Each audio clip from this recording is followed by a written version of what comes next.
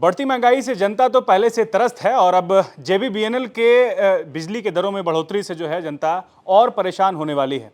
आज chamber of commerce में जो है एक प्रेस कॉन्फ्रेंस रखा गया और बताया गया कि किस तरीके से बढ़ते बिजली के दरों से जो है जनता पर इसका बोझ पड़ने वाला है। हमारे साथ एनर्जी सब कमेटी के सदस्य हैं और चैम्बर के भी हैं। सर चेयरमैन हैं energy committee sir Vinod sir है हमारे साथ। सर क्या दबाव पड़ने वाला है और बढ़ोतरी से कितना फर्क पड़ने वाला है?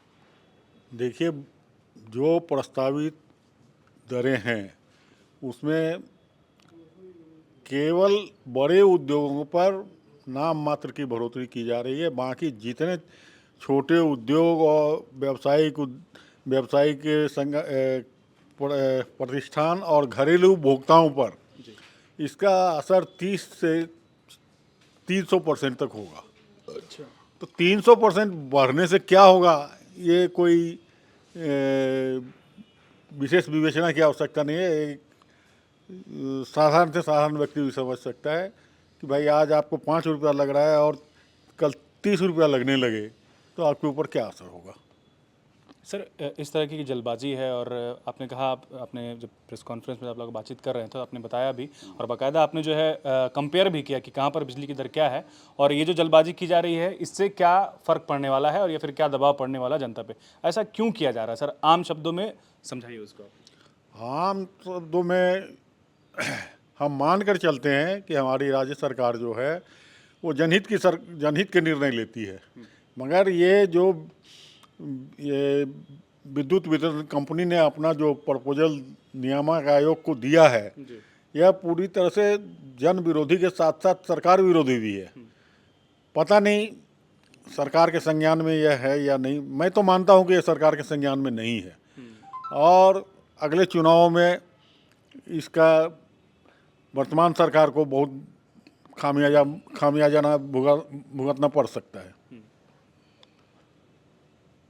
ठीक है, हमारे साथ चैम्बर के सदस्य हैं। सर क्या कहेंगे, एक तरफ सरकार जो बोल रही है कि 200 यूनिट बिजली जो है फ्री दिया जा रहा है और इसका जो है अनाउंसमेंट बड़े ही उपलब्धियों के साथ जो है वो उनके नेता कर रहे हैं और दूसरी तरफ जो है इस तरह का दबाव जो है अचानक से इतनी बढ़ोतरी है, क्या कहेंगे, कैसे इसको जो है जनता समझे और किस तरीके से ले?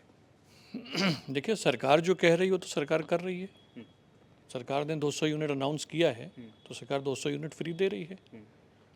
दो अलग अलग इकाइयाँ हैं, एक तो सरकार हो गई और एक बिजली बोर्ड हो गया। ठीक है, तो अभी आपने विनोद जी को प्रश्न पूछा कि क्या लगता है ये क्यों किया है, तो मेरे ख्याल से ये प्रश्न जाके बिजली बोर्ड से पूछना चाहिए आपको कि उन्होंने ये क्यों किया है। क्योंकि हमारे तो किसी भी तरह से समझ से परे है कि किसी भी स्टेट का समग्र विकास तब होता है जब सारी बॉडीज़, सारी अनुषंगी इकाइयाँ सारी सम्मिलित होकर एक दिशा में काम करती हैं। सरकार की मंशा है कि हमारा जो निम्न वर्ग है उसका जीवन स्तर उठे, हमारे छोटे उद्योग जो हैं ये बड़े हों, तो हमारे यहाँ एम्प्लॉयमेंट जनरेट हो।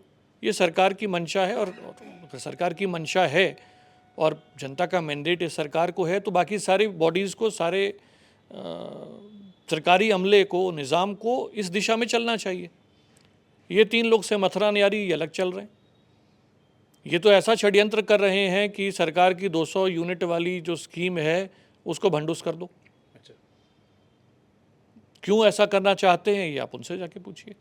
इसका जवाब संभवतः हम लोग तो दे ही नहीं सकते। सर जो हमारे ऐसे आम लोग हैं वो तो यही समझ रहे हैं कि जेबीबीएनएल जो है वो सरकार का एक हिस्सा है और वो ये मानकर चल रहे हैं कि ये जो बढ़ोतरी हो रही है सरकार के सहमति के साथ जो है बढ़ोतरी की जा रही है। सर ये समझाइए कि इसका टेक्निकल क्या है, टेक्निकली अगर हम समझना चाहें तो वो कैसे ब्रीफ करेंगे? देखिए, पहली बात तो जो आपने कहा कि आम जनता ये समझ रही है, तो महोदय आपको और मेरा काम आम जनता को समझाना ही ना है। आम जनता जो चीज़ 2 लाइनों में समझना चाहती है, अब तो रील्स में नहीं, अब तो शॉर्ट्स का जमाना है, तो शॉर्ट में समझा देना।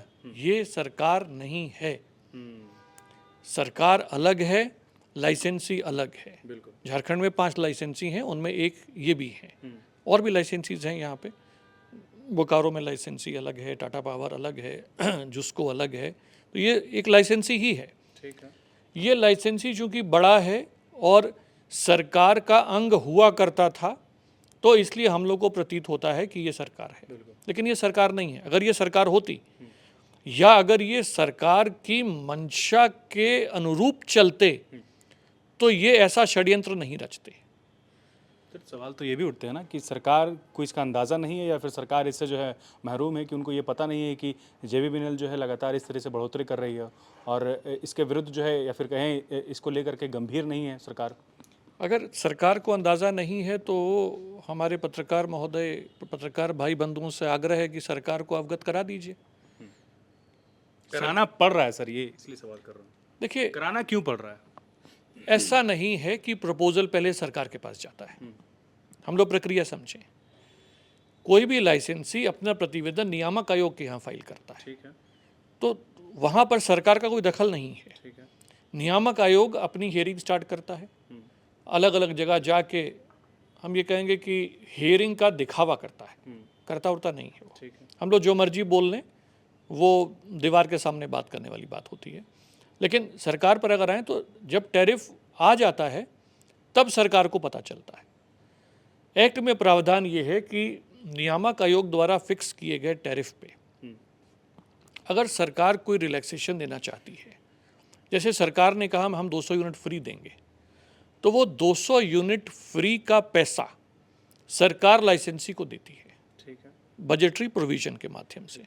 वो लाइसेंसी आज JBBNL है, कल जुस्को हो सकता है, परसों टाटा पावर हो सकता है, टोरेंट हो सकता है, CESC हो सकता है, कोई भी हो सकता है। ठीक है, ABCD कुछ भी जो भी नियामक आयोग ने उनके खर्चों को ध्यान में रखते हुए टैरिफ फिक्स किया, अगर जनहित की सरकार उस टैरिफ में कोई रिलैक्सेशन देना चाहती है तो उतना पैसा वो लाइसेंसी को ट्रांसफ़र करती है। ये है प्रक्रिया। तो सरकार को अवगत होने का समय अभी था नहीं। सरकार को अवगत तो आपको हमको करवाना पड़ेगा। ठीक है, जो बात हम लोग कह रहे हैं कि बिजली सिर्फ आपके घर में जलने वाला बल्ब नहीं है, बिजली एक राज्य के समग्र विकास की रीढ़ की हड्डी है। और हम विकास के नाम पे हम सिर्फ उद्योग की बात नहीं कर रहे हैं।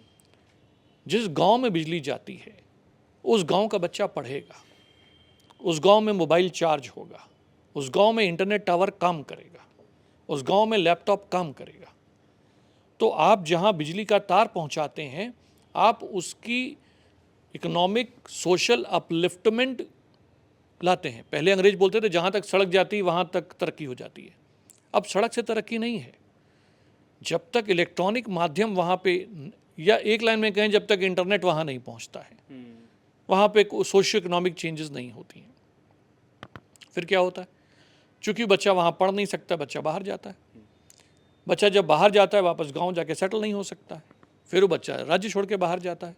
तो आप पूरी डेमोग्राफी चेंज करते हैं। पलायन की समस्या, पलायन की समस्या पैदा होती है, पूरा डेमोग्राफी चेंज होता है। नियामक आयोग का एक बहुत बड़ा कार्य ये भी है कि उसको सरकार को एडवाइज़ करना है। उसकी एक एडवाइजरी बॉडी है जिसमें हम लोग भी पार्ट हैं। ठीक है, नियामक आयोग सरकार को एडवाइज़ करती है कि पावर सेक्टर रेगुलेट करने के लिए हमें क्या करना है। लाइसेंसी को घाटा भी नहीं हो, क्योंकि लाइसेंसी को घाटा होगा तो वो भाग जाएगा, और उपभोक्ता पे लोड भी नहीं पड़े, अनड्यू एनरिचमेंट नहीं हो। हमारी क्या नियामक आयोग ये काम कर रहा है? सॉरी, नहीं कर रहा है। उसी का फ़ायदा उठा के ये अधिकारी उद्दंड हो रखे हैं। जनता से इनको मतलब पहले भी कभी नहीं था, अब भी कभी नहीं है। आज जो जागरूक जनता है उसको भी अपना काम करवाने के लिए भाई साहब अड्डियाँ घिसनी पड़ती हैं।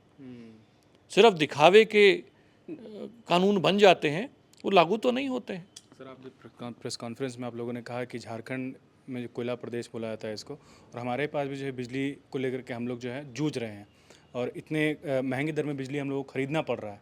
सर कुछ टेक्निकल पॉइंट पर हम बात करना चाहेंगे। क्या बढ़ा है, कितना % बढ़ोतरी हुआ है, और पूरा जो कैटेगराइज आप लोगों ने किया वो क्या है? देखिए, जो क्लियर कट बढ़ रहा है वो तो सिर्फ उद्योग का नज़र आ रहा है। जैसे हम लोगों ने कहा कि 7-8% बढ़ा दिया बड़े उद्योग का, नज़र आ रहा है। ठीक है, डोमेस्टिक का तो उन्होंने पैराडिम ही चेंज कर दिया ना।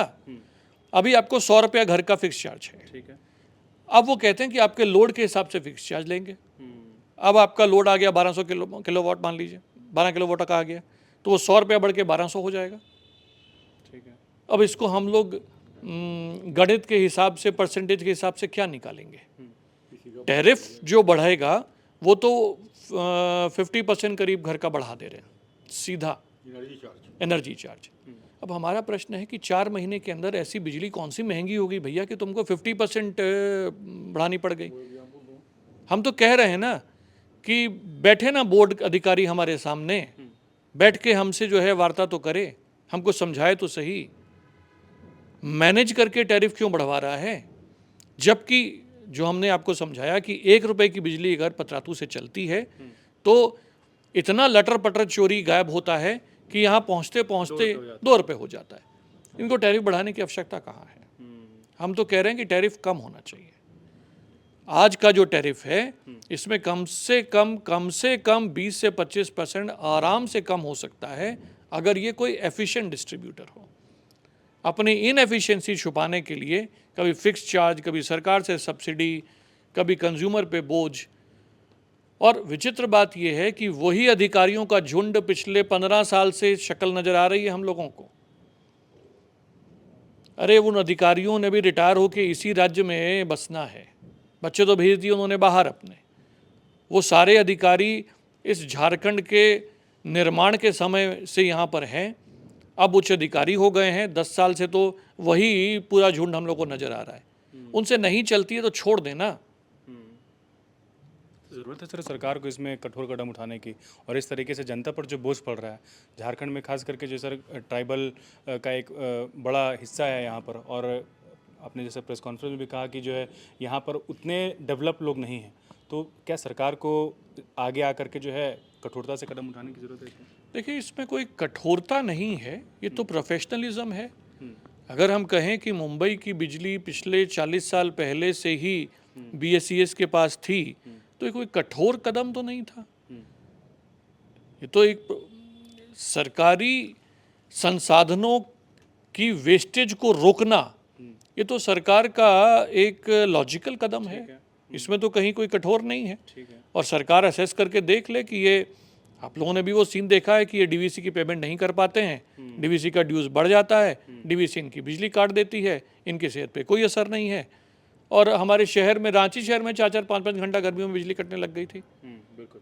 क्यों? बहाना जो मर्जी मार लें, फैक्ट ये था कि इनके पास बिजली नहीं थी। और जो कमांड एरिया था, जो गिरिडीह साइड का जो इलाका था, 12-12 घंटा, 14-14 घंटा बिजली कट रही थी। बिल्कुल। तो प्रोफेशनली सरकार सोचे, प्रोफेशनल प्लेयर्स को लेकर आए, टेक्नोलॉजी यूज़ करे। अब वो ज़माना नहीं है कि साइकिल के ऊपर जा रहा है आदमी, खोज रहा है कहाँ पे मेरा लाइन टूट गया है, कहाँ हमारा शट डाउन हो गया है। तो ये तो अभी भी वही कर रहे हैं। अच्छा, ऐसा पहली बार नहीं है सर जब JBPL ने जो है बिजली में बढ़ोतरी की हो। क्या सरकार को गंभीरता नहीं दिखानी चाहिए? आपने जैसा कहा कि एजेंसी बदलने की आप जो कर रहे हैं, बात कर रहे हैं। देखिए, टैरिफ बढ़ाने का तो कहीं हम लोग बात ही नहीं कर रहे हैं, प्रश्न नहीं हो रहा है। हमारा तो कहना ये है कि 4 महीने के अंदर टैरिफ बढ़ रहा है। ठीक है। 1, 2, सरकार की मंशा के विपरीत गरीब आदमी की जेब से पैसा निकाल के और अमीर आदमी की जेब में डालने का प्रयास हो रहा है। क्यों हो रहा है? खोजे सरकार। ये तो इंक्वायरी होनी चाहिए इसके ऊपर। तो चलिए सर, हम कुछ पड़ोसी राज्यों के बारे में बात कर लेते हैं। हमारा बिहार हो गया, अच्छा, फिर बंगाल हो गया है, फिर UP की बात कर लें। क्या डिफरेंस देख रहे हैं आप और कितना अंतर है? बंगाल का तो जैसे विनोद जी ने भी बताया आपको, सर एक बार कृपया दोबारा बता दीजिए बंगाल का क्या। आइए ना सर प्लीज़, क्या टैरिफ में क्या फ़र्क है सर, और कितना अंतर है? देखिए, अभी जो टैरिफ यहाँ है लगभग वही टैरिफ बंगाल में अभी है। ठीक है। 6 रुपया 80 या 85 पैसा के लगभग टैरिफ है। ठीक है। रूरल और अर्बन दोनों बताइए। हाँ, दोनों में। वहाँ पीक आवर और ऑफ पीक आवर इसका अलग अलग बिलिंग होता है। तो एवरेज 6 रुपया 80 पैसा के करीबन पड़ता है बिलिंग। सेकंड चीज़, जो सबसे बड़ी चीज़ है, वो है वहाँ अनइंटरप्टेड पावर। ठीक है। आज हम लोग 12 से 14 साल से वहाँ यूनिट इंडस्ट्री चला रहे हैं। वहाँ 10 मिनट के लिए भी बिजली नहीं जाती है। ठीक है। पावर कट की समस्या बिल्कुल नहीं है। हम लोगों ने इन्वर्टर तक वहाँ कभी घर पे नहीं लगा रखा है, ऑफिस में या फैक्ट्री में या घर में। ठीक है। दूसरी बात, आधा एक घंटा, कोई 2 महीना 3 महीना में एक बार इन लोग शटडाउन लेते हैं बंगाल में, तो पहले फ़ोन करेंगे, पहले हमारे स्टाफ को फ़ोन करेंगे, फिर हमें फ़ोन करेंगे कि साहब हम आधा घंटा के लिए मेंटेनेंस पर्पस से शटडाउन ले रहे हैं। तो ये सबसे बड़ी खासियत है। 12-14 सालों में आज तक कभी कोई बिल को लेकर डिस्प्यूट नहीं हुआ है, जो कि यहाँ तो मामूली चीज़ है। आप बिजली का कनेक्शन जहाँ ले लिए वहाँ बस आपका वो बीपी हाई और लो होने लग गया। क्यों? कि डिस्प्यूट आना ही है। कभी वो 3 महीना में रीडिंग लेंगे, कभी 6 महीना में एक बार बिल भेजेंगे, कभी बिल ही नहीं भेजेंगे, आप पूछते जाइए। तो ये सब समस्याएं बिजली बंगाल और झारखंड के अंदर में बहुत डिफरेंस है। इसी तरह से अगर सर बढ़ोतरी होती रही तो क्या तस्वीर देख रहे हैं आप? तस्वीर यही देखेंगे कि यहाँ के और भी कुछ लोग चले जाएंगे दूसरी स्टेट, निश्चित है। व्यवसाय पे भी पूरा असर पड़ेगा? बिल्कुल पड़ेगा।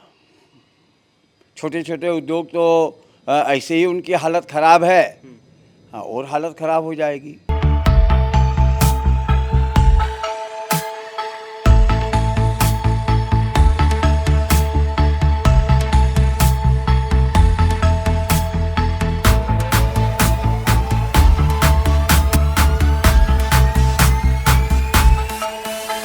बायोम मेडिकल प्रिपरेशन का एकमात्र संस्थान जहां है complete digital classrooms, individual doubt counters, video lectures, student tracking system, library facility, 100% result oriented rankers batch, study package and class notes in PDF. TheFollowUp.in. Like, share, and subscribe. www.thefollowup.in